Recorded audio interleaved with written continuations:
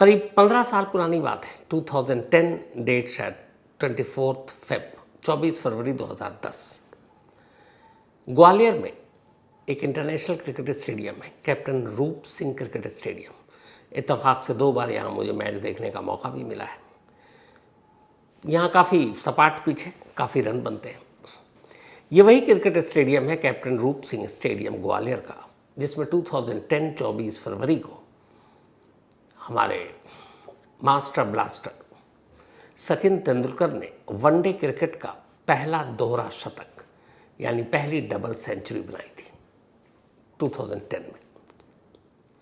और तब one day cricket 50 overs के इतिहास में ये पहली डबल सेंचुरी थी, जो उससे पहले नामुमकिन था।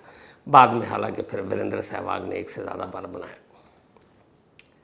15 साल के बाद सितंबर का महीना और यही कैप्टन रूप सिंह क्रिकेट स्टेडियम ग्वालियर, तारीख 12 सितंबर 12 सितंबर 2025, दिन फ्राइडे, दोपहर का वक्त। ठीक इस स्टेडियम के बाहर एक सड़क जाती है। उस सड़क पर एक शख्स, एक महिला, एक चलते हुए ऑटो से खींचता है और नीचे गिरा देता है। लोग आ रहे हैं, जा रहे हैं। अचानक जब ये मंजर देखते हैं, कुछ लोग रुक जाते हैं। फिर तभी वो शख्स अपनी जेब से एक तमंचा निकालता है। देसी कट्टा था वो। जब उसके हाथ में कट्टा देखते हैं तो भीड़ जो है वो पीछे की तरफ सहम कर खड़ी हो जाती है। अब धीरे धीरे तमाशबीनों की तादाद बढ़ने लगती है। कुछ ही देर में सैकड़ों तमाशबीन वहाँ मौजूद थे। इस दौरान में वो शख्स जिसने चलती ऑटो से उस महिला को नीचे खींच कर उतारा था, वो गुस्से में उससे कुछ बातें करता है और फिर बातें करते करते अचानक वो तमंचा उसकी तरफ तानता है और फिर एक के बाद 1 2 3 4 5 गोलियां चलने की आवाज़ सुनाई देती है। एक गोली सड़क में जाकर धंस जाती है, बाकी की 4 गोली उस महिला को लगती है, उसके सर पर, चेहरे पर और गर्दन के पास। गोली चलती है, लोग और सिहर उठते हैं, अपने कदम पीछे खींचते हैं, लेकिन अब भी वहीं जमे हुए हैं। थोड़ी देर में अब पुलिस भी मौके पर है। अब सैकड़ों की भीड़ है, पुलिस है, ये शख्स है और पथरीली सड़क पर वो महिला। अब भी उसकी सांसें चल रही हैं, शायद आखिरी सांसें गिन रही है। लेकिन इन भीड़ या पुलिस वालों को देखकर वो शख्स वहाँ से भागता नहीं है। वो पहले उसी के पास खड़ा रहता है, फिर धीरे धीरे कदमों से थोड़ा पीछे हटता है। पीछे एक दीवार है और उस दीवार की ओट में वो बैठ जाता है। हाथ में अब भी उसके तमंचा है और इस तमंचे को देखकर किसी की हिम्मत नहीं होती कि वो आगे आए, उसे पकड़े या वो जो आखिरी सांसें गिन रही है सड़क पर, उसे उठाकर अस्पताल पहुंचाए। पुलिस अब पहुंच जाती है, लेकिन वो बेफिक्र, बल्कि कुछ लोग कुछ कहते हैं भीड़ में से, तो अचानक बोलता है, डरो मत, मैं तुम लोगों को कुछ नहीं करूँगा। फिर वो बड़े इत्मीनान से फ़ोन निकालता है अपना। फ़ोन निकालने के बाद अब वो सोशल मीडिया पर जाता है, फेसबुक पर, और इसके बाद वो फेसबुक पर लाइव करता है। कुल 1 मिनट और 33 सेकंड तक सामने वो महिला सड़क पर लहूलुहान पड़ी है। एक एक सांस कीमती है, अब भी सांसें चल रही हैं, आखिरी की शायद चंद सांसें हैं। 4 गोली उसे लग चुकी है, सैकड़ों की भीड़ है, पुलिस मौजूद है। लेकिन इन सबसे बेपरवाह वो शख्स उसी घायल महिला के करीब बैठकर ज़मीन पर मोबाइल से अब सोशल मीडिया, फेसबुक पर लाइव कर रहा है। लाइव वो एक तरह से इस क्रिकेट स्टेडियम के बाहर एक मर्डर की रनिंग कमेंट्री सुना रहा है और फिर इस कमेंट्री में वो सारी बातें कहता है। इस कहानी को आगे बढ़ाऊं, 1 मिनट जो कुछ वो कहता है, पहले वो सुनिए। अपने बॉयफ्रेंड के कहने पे, उसका नाम है अंकुश, वो भी इसके साथ में भग गए। अंकुश कल्लू, आ जाओ भैया, बगल में सुन लो। अरे भैया तुमसे दुश्मनी नहीं है, इसकी करतूत बता रहा हूं मैं बस। इसका एक बॉयफ्रेंड है, वो बच गए दोनों। ये मेरी पत्नी है और मेरे ऊपर झूठा केस लगाया। कल्लू नाम है, वो लड़का खड़ा है पीछे, कल्लू। कल्लू और अंकुश पाठक, उनके साथ ये भग गई थी 6 महीने से। आज मेरे ऊपर झूठा केस लगाने आई।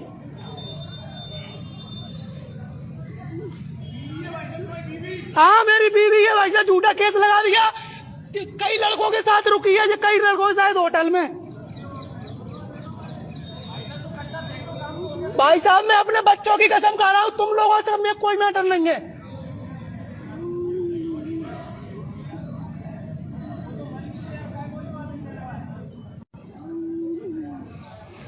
इसके साथ अभी लड़के बज गए, इसके साथ अंकुश पाठक और कल्लू। वो सब कुछ बोल चुका। इस दौरान से भीड़ में से कई आवाज़ आ रही है, तमंचा फेंक दो, आ जाओ, पुलिस वाले कह रहे हैं, लेकिन हिम्मत किसी की नहीं हो रही आगे बढ़ने की। अब फिर पुलिस वालों को लगता है कि कुछ करना, धीरे धीरे वक्त बीत रहा है। तभी पुलिस वालों के हाथ में जो हथियार कार्बाइन, उनमें से एक को कहा जाता भाई निशाना लो, शायद वो डर जाए, तमंचा फेंक दे, सरेंडर कर दे। कार्बाइन से गोली चलाती है ग्वालियर पुलिस, पर कमाल ये है कि गोली चलती ही नहीं है। शायद गोलियां कम चलाने का मौका मिलता है और अपने देश में बहुत सारे स्टेट हैं जहाँ एन टाइम पर गोलियां नहीं चलती। कार्बाइन से गोली चली नहीं। फिर ये हुआ कि तब तक टीयर गैस गन भी आ चुका है कि अब उससे फायर करो। तो टीयर गैस से फायर करने से हो सकता है धुआं उठे, आंखों में जलन हो, वो खड़ा हो, भागे, उसे दबोच ले। पर पहली एक दो कोशिश में टीयर गैस भी फायर ही नहीं होता, जंग लग चुका था शायद। खैर, इसके बाद एक कोशिश में वो चल पड़ता है। टीयर गैस की जो शेल है वो सीधे जाकर उस शख्स के पैर में लगता है, वो अचानक खड़ा हो जाता है। इसके बाद तस्वीर दिखाती है कि वो लंगड़ा रहा है और लंगड़ा कर उसके लेफ्ट साइड में एक पेड़ है, खंबा है, वो उसकी ओट में जाकर खड़े होने की कोशिश करता है। इसके थोड़ी देर के बाद फिर पुलिस उसके करीब तक पहुंचती है, फिर लोग पहुंचते हैं। 30 मिनट पूरे बीत चुके थे इस दौरान। 30 मिनट तक इस इंटरनेशनल क्रिकेट स्टेडियम के बाहर सैकड़ों तमाशबीनों और पुलिस की मौजूदगी में ये सब कुछ होता रहा। 30 मिनट के बाद उस शख्स पर काबू पाया गया और जैसे उस शख्स पर काबू पाया गया, उसकी तमंचा, उसका पिस्टल उससे छीन लिया गया। अब हर एक कोई वहाँ बहादुरी दिखाने लगता है लात घूंसों से। फिर उसकी ज़बरदस्त पिटाई होती है, फिर उसे टांग कर वहाँ से ले जाया जाता है। इस दौरान में उस महिला को भी फ़ौरन उठाकर अस्पताल ले जाया जाता है। उम्मीद कम थी, शायद आखिरी सांस वो उस पथरीली सड़क पर ही ले चुकी थी, दम तोड़ चुकी थी। यहाँ तक कि तो आपने कहानी सुन ली, तस्वीरें भी देख ली, लाइव सोशल मीडिया फेसबुक पे जो कुछ उसने कमेंट्री सुनाई वो भी आपने सुन ली। अब इसके पीछे की कहानी, जिस शख्स के हाथ में आपने तमंचा देखा, जो सड़क पर बैठा हुआ है, उसका नाम है अरविंद ठाकुर उर्फ अरविंद परिहार। अरविंद परिहार की एक छोटी सी कहानी है। ये ग्वालियर का रहने वाला है। इसकी ज़िंदगी के 3 रिश्ते थे। इसने 2 शादी की और एक गर्लफ्रेंड थी और 3 बच्चे हैं इसके पहली पत्नी से। जो सड़क पर उसके सामने महिला लेटी है और जिसको उसने 4 गोली मारी 5 थी, एक सड़क पे धंस गई, उसका नाम नंदिनी है। नंदिनी की छोटी सी कहानी यह है कि नंदिनी की ज़िंदगी में कुल 5 लोग आए। 2 उसका पति और 3 उसका प्रेमी। 10 साल पहले नंदिनी की शादी हुई झांसी में। पहले पति के 3 दोस्त थे। तीनों दोस्त से अब नंदिनी की दोस्ती हो गई और एक साथ तीनों दोस्त से उसे प्यार हो गया। अब एक पति और 3 प्रेमी। वक्त कट रहा था। इस दौरान में एक बेटा भी हुआ नंदी को। लेकिन फिर तभी एक और शख्स जिंदगी में आ गया। मतलब अब 3, एक 4, एक 5 हो गए। जब 5वां प्रेमी अचानक आया तो बाकी के 3 प्रेमी को बुरा लगा कि ये क्या हुआ। उन्होंने नन्नी से कहा ये ठीक नहीं है। तब नन्नी कहा ठीक है। चौथे प्रेमी के साथ मिलकर उसने अपने 5वें प्रेमी का मर्डर कर दिया, मार डाला उसे। लेकिन यह कत्ल छुपा नहीं, पकड़ा, मामला खुल गया। नंदिनी और उसके चौथे प्रेमी को पुलिस ने अरेस्ट कर लिया। ये बात है 2017 की। इसके बाद अब नंदिनी को पकड़कर जेल भेज दिया गया, दतिया जेल। 4 साल 6 महीने यानी 4.5 साल तक नंदिनी एक मर्डर केस में उस जेल में बंद रही। जेल से वो छूटती है 2021 या 22 में। अब वो झांसी और वहाँ दतिया रह नहीं सकती थी, क्योंकि एक प्रेमी के कत्ल का इल्ज़ाम था। एक शादीशुदा महिला, उसे लगा अब एक नई ज़िंदगी शुरू करने के लिए एक नया शहर चुने, तो वो झांसी को छोड़ देती है और पहुंच जाती है ग्वालियर। अब वो ग्वालियर आती है। पैसे वैसे थे, उसके दोस्त प्रेमी भी थे। ग्वालियर में वो एक ब्यूटी पार्लर खोलती है। अब एक नई ज़िंदगी की शुरुआत चल रही है। ग्वालियर आने के बाद सोशल मीडिया पर भी वो एक्टिव रहती है। इसी दौरान में ग्वालियर में सोशल मीडिया पर एक उसका फ्रेंड बनता है। उसका नाम है अरविंद परिहार या अरविंद ठाकुर। वो धीरे धीरे दोनों एक दूसरे के पोस्ट पे कमेंट्स करते, एक दूसरे को सोशल मीडिया पर फॉलो करते। ये सिलसिला करीब 6 महीना चला। फिर इसके बाद अब 2023 आ गया। 2023 में दोनों मिलते हैं और तय करते हैं कि दोनों एक दूसरे से प्यार करते हैं तो क्यों ना शादी कर लें। अब अरविंद ठाकुर और नंदिनी 2023 में आर्य समाज मंदिर में जाकर शादी कर लेते हैं। इस शादी से पहले दोनों ने अपना अपना अतीत यानी पास्ट या माजी कहे छुपा लिया। अरविंद को यह पता नहीं था कि नन्नी की जिंदगी में उससे पहले एक पति और 3 प्रेमी, एक प्रेमी के कत्ल के इल्जाम में जेल जा चुकी है। और नंदिनी को यह पता नहीं था कि अरविंद पहले से शादीशुदा, उसके 3 बच्चे हैं और एक और महिला उसकी जिंदगी में। बट साथ जब रहना शुरू किए तो धीरे धीरे सच्चाई सामने आने लगी। अब झगड़ा बढ़ने लगा और अब दोनों का पास्ट दोनों के बीच में आ गया। रिश्ता तार तार होने लगा। लेकिन ये रिश्ता सबसे ज़्यादा बुरा तब हुआ जब 2024 में नंदिनी एक दिन पुलिस स्टेशन पहुंच गई और उसने कहा कि उसे उसके पति अरविंद ठाकुर ने कार के नीचे कुचलकर मारने की कोशिश की। अटेम्प्ट टू मर्डर यानी हत्या की कोशिश का मामला था। एक पत्नी अपने पति के खिलाफ लिखा रही थी। पुलिस ने फौरन केस रजिस्टर किया और हत्या की कोशिश के इल्ज़ाम में अरविंद को गिरफ्तार कर जेल भेज दिया। अब अरविंद जेल में है। कुछ वक्त बीता। अरविंद के बाकी लोगों के ज़रिए बात नंदिनी तक पहुंची कि कुछ समझौता हो जाए। फिर एक वक्त ऐसा आया जब नंदिनी ने कहा ठीक है। उसने केस वापस ले लिया। जैसे ही केस वापस लिया 3 महीने बीत चुके थे। इन 3 महीनों में अरविंद जेल में था। नंदिनी के केस विड्रॉ करते ही कोर्ट में वो जेल से बाहर आ गया। बाहर तो आ गया लेकिन अब दोनों के रिश्ते बड़े कड़वे हो चुके थे क्योंकि पत्नी पति को जेल भेज चुकी थी और पति को यह बर्दाश्त नहीं था कि उसकी पत्नी उसे जेल भेजे। तब ग्वालियर में दोनों लेकिन अब एक साथ नहीं रह रहे। वक्त बीतता है। इस दौरान में अब अरविंद के मन में भी नंदिनी को लेकर बहुत सारी चीज़ें थी। 2 ऐसे लड़के थे जिन्हें लेकर एक हमेशा उसको रहता था कि ये उसके प्रेमी है और इसी वजह से इन दोनों के बीच में और झगड़ा होता। अंकुश पाठक और कल्लू ये तो दोस्त थे जो नंदिनी के बड़े करीब थे और अरविंद ठाकुर को लगता था कि ये दोनों उसके प्रेमी हैं। हालांकि सच्चाई क्या है नहीं मालूम, लेकिन अक्सर वो मिलती। सोशल मीडिया पर भी बहुत सारी तस्वीरें भी थी। अचानक अब अरविंद ठाकुर ने सोशल मीडिया पर अपनी ही पत्नी नंदिनी की तस्वीरें, कुछ आपत्तिजनक तस्वीरें, उसके इन्हीं 2 दोस्तों के साथ सोशल मीडिया पर डालने लगा। इससे नंदिनी परेशान हो गई क्योंकि इस तरह की तस्वीरों से वो बदनाम हो रही थी। फिर इन दोनों के बीच में बड़ी कड़वाहट आई, बहुत लड़ाई झगड़े हुए।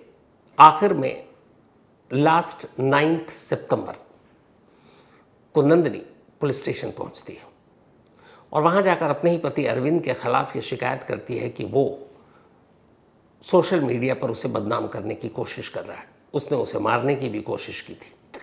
9 सितंबर मंगलवार का दिन था जब नंदिनी पुलिस स्टेशन पहुंची थी और ये उसी 9 सितंबर यानी उसकी मौत से 3 दिन पहले की वो तस्वीर है। और इत्तेफाक से जब पता चला कि एक पत्नी को उसी का पति सोशल मीडिया पर बदनाम कर रहा है तो मीडिया वालों को भी लगा कि ये डिफरेंट स्टोरी है। सब पहुंच गए। नंदिनी के सामने कई माइक और नंदिनी स्टेटमेंट दे रही है। मौत से उसके 3 दिन पहले 9 सितंबर की ये तस्वीरें जो आप देख रहे हैं और सुनिए इसमें नंदिनी उस वक्त क्या बोल रही थी। मैं ब्लैकमेलिंग की शिकायत लेके आई हूँ। हमारे हस्बैंड हैं जो वो AI से मेरे फोटो मतलब ऐसे गंदे करके न्यूड पिक बना के वायरल कर रहे हैं। और उनकी जो जीएफ है पूजा परिहार, जो कि अजयगढ़ की है, फिलहाल निवास वो ग्वालियर में करती है, जो उनकी जीएफ है, और उसको एक बेटा है इसका, और इसकी पहली वाइफ भी है, जिसकी शिकायत मैंने 2024 में करी थी।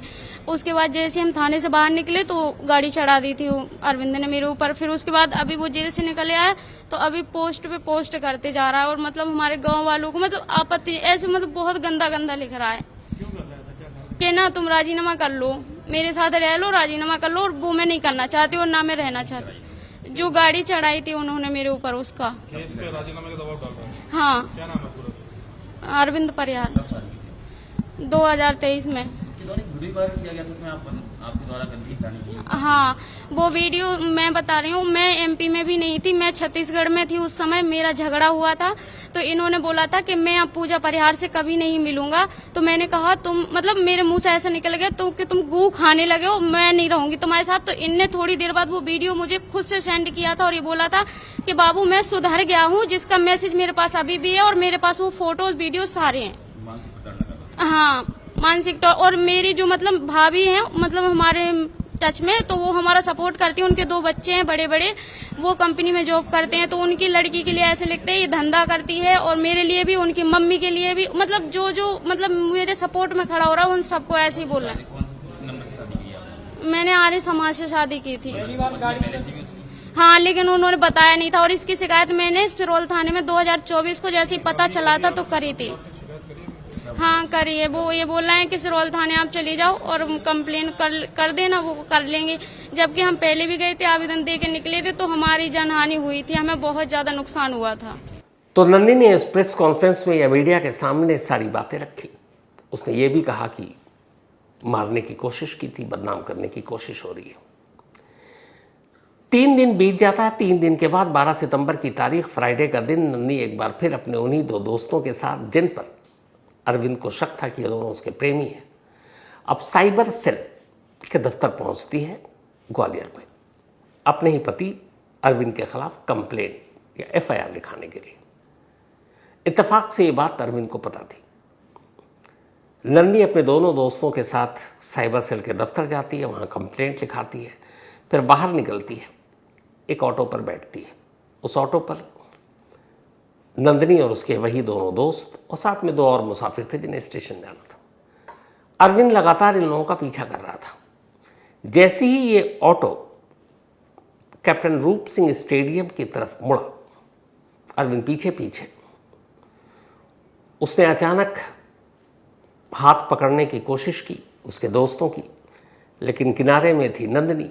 नंदिनी का हाथ उसके हाथ में, उसने खींचा, नंदिनी ऑटो से बाहर गिर पड़ी। उसने तमंचा निकाला, उससे लड़ाई की, और फिर उसके बाद वो हुआ जो आपको शुरू में दिखाया। जो उसने गोली मारी वो सारी चीज़ें कैमरे में कैद हैं। लाइव मर्डर, इसके बाद लाइव एफबी पर कमेंट्री।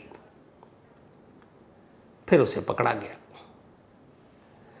अब जब ये सब कुछ हो गया तो फिर ये पूछा गया कि जब ये सब कुछ हुआ, एक ही ऑटो पर जा रहे हैं और जिस पर शक है उन्हीं 2 दोस्तों पर, वो भी तो दोनों दोस्त ऑटो में थे, तो जब नंदिनी को खींच लिया और उसके हाथ में पिस्टल देख चुका है कि अरविंद के हाथ में पिस्टल है, तो उसका वही दोस्त जिसके ऊपर ये भी है कि वो प्रेमी होने का शक है, वो दोनों दोस्त नंदिनी को छोड़कर क्यों भाग गए?